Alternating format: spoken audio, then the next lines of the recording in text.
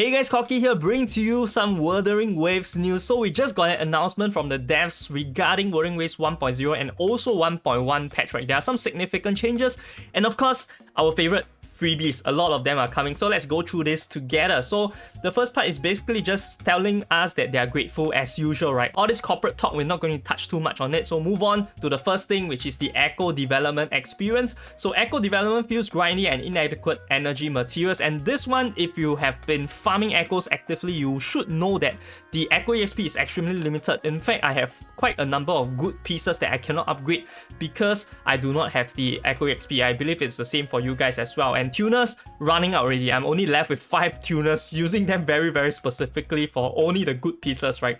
And over here you can see in the current version they're going to launch an echo material W event called cleansing. Not sure how much it is, but W sounds good, and in particular, although they didn't mention echo EXP, they say echo material. So echo materials basically refers to premium tuners, refers to our echo EXP. So this is basically good news for us. It's in the current version, don't have to wait too long.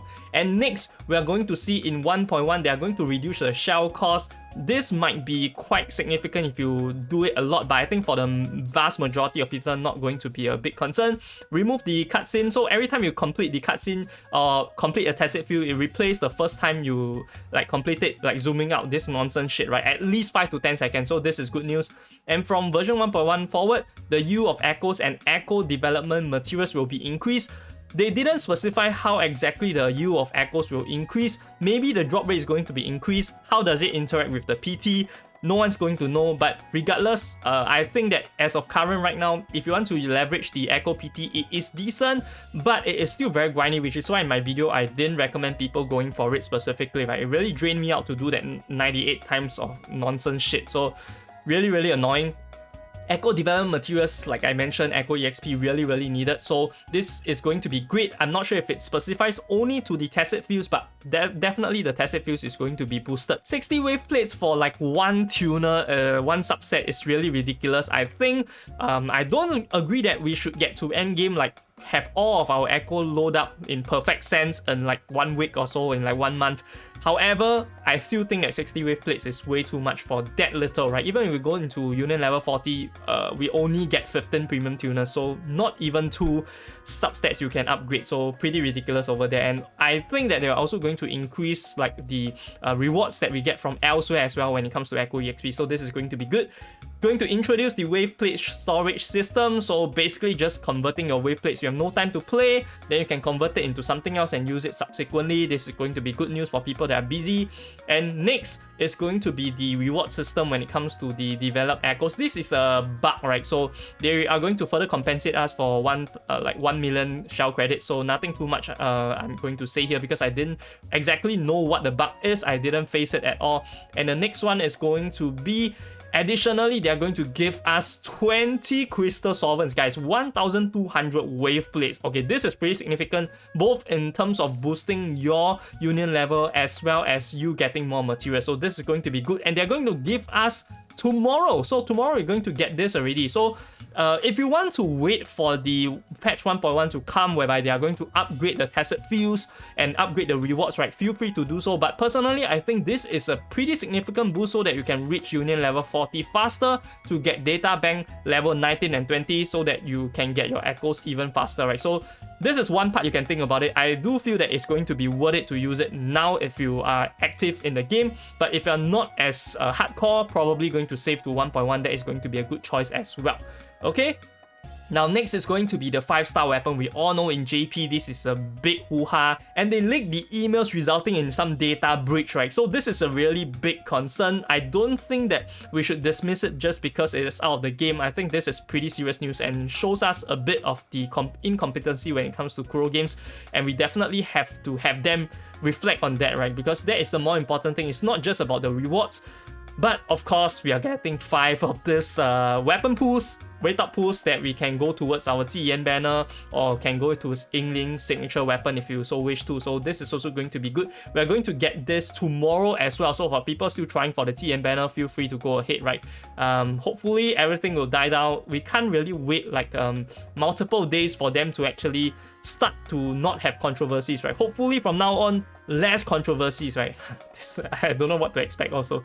Anyways, next one is going to be some reflection on the on-version events, the Overdash Club. Personally, I've tried it out. I don't think it's a bad event, but they're going to introduce a new event called the Wuthering Explorations, and with that, a lot of rewards, guys. 800 extracts, effectively 5 limited pools. We are also going to get one of this Elite Echo 1 and one of this Elite Echo 2. Basically, your illustrative, the realm, whereby they give you a selector to select the elemental damage, right? The correct set. You are going to get 2 of this again.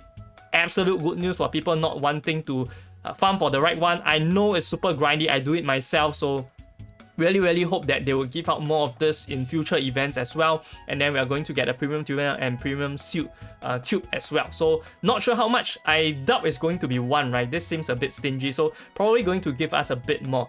And moving forward, they're going to make better events. Of course, good news for us.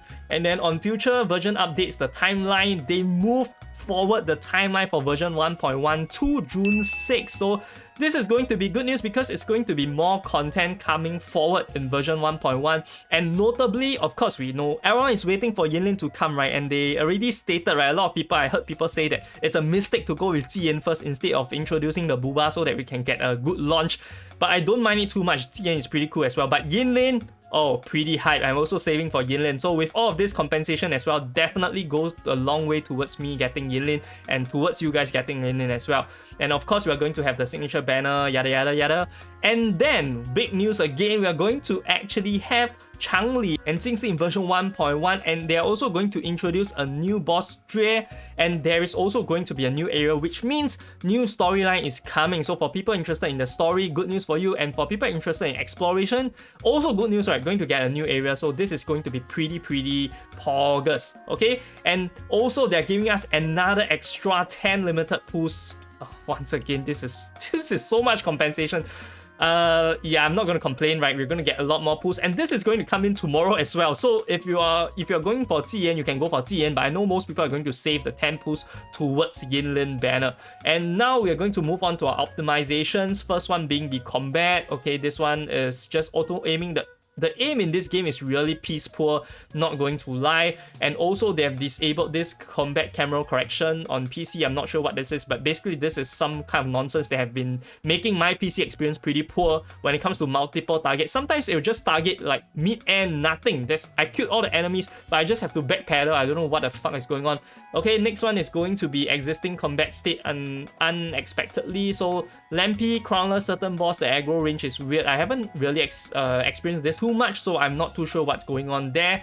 Upcoming update is going to be a disengagement warning. So in case you are about to move out of the range, I think this for Thundering Memphis is one of the big deals, right? Have to keep fighting and fighting, especially on the first day, but now I don't farm it anymore, so it's not going to be a problem. Ghost Touch issue on mobile. I don't play mobile, I'm not too sure. Delayed availability of custom key binding. So basically this means that you are able to unlock the custom key binding much earlier to Union level 2. Good news, not the biggest deal.